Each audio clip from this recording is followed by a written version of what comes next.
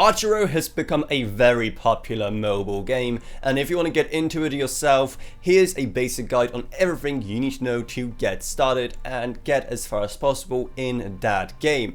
It is pretty simple, however with all the various skills and advancements you can unlock, it can quickly get overwhelming, so here's pretty much everything you need to know. Starting off, we should probably address one of the most crucial things you have to learn when starting out, and that is dodging enemy attacks. There is no dedicated dodge button, you have to just do it by moving your character, so pay very close attention to where you are on the screen at all times, and the best tactic is just use extremely short movements in any direction using the virtual joystick at the bottom. It is pretty sensitive, so that way you can get the movements pretty precise. Given how when there's a lot of enemies on the screen it basically becomes a bullet hell shooter, knowing how to avoid these is critical if you want to actually survive, especially seeing how your health is extremely limited at first. So it is very important that you get a hang of it pretty quickly, so make sure to practice a bit in those early first few screens so you know what exactly you are doing.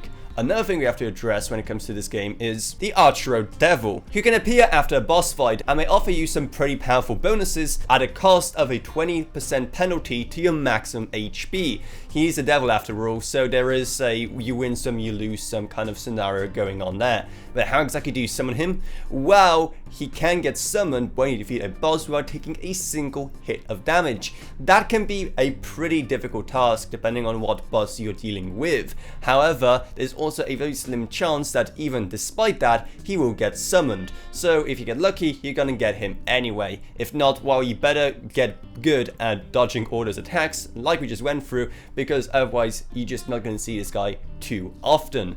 Then on the other hand, there is the Angel, which can offer one of two positive bonuses. One of them just replenishes your HP, or the other will be some other positive benefit. Then there is the Talents system, which you level up to level 10 as you progress through the game and get better. Apart from one, Glory, the very first one you unlock, which is just stuck at level 1, and it provides a single ability at the start of each run. Now talents always unlock in a specific order, so if you memorize it and know what's coming up, you can really maximize the benefits you get from it, but also know exactly what you can expect at what time during your run. So that kind of planning is extremely important when it comes to getting far and knowing what benefits you'll soon be enjoying. Then there's gems, the paid currency of the game, given how it is free to play. Now while you can find them for free, you certainly won't be getting a lot of them, and probably the best thing you can buy with gems is brand new heroes. So you always have to ask yourself, do you really need that thing when you're buying anything with gems?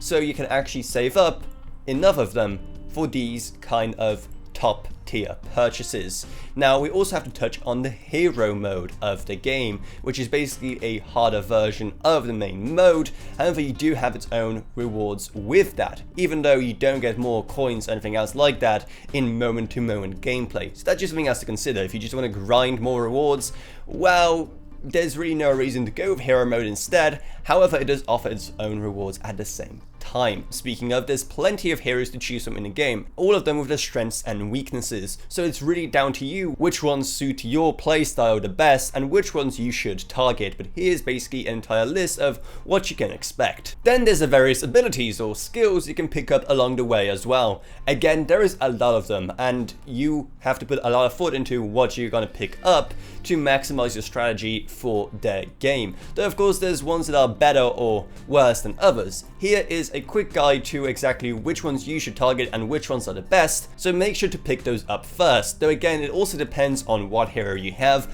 and what your overall strategy is and what you want to actually focus on. It all plays a huge role in which one of these should take priority for you. And that's pretty much everything you need to know about Archero and how to get into the game. Now keep in mind that things can change over time as they try to balance things out, or new abilities or other additions get added, so things can very much change, but the basics will of course stay the same. So if you found this video helpful, maybe subscribe to How to Authority for more like this in the future.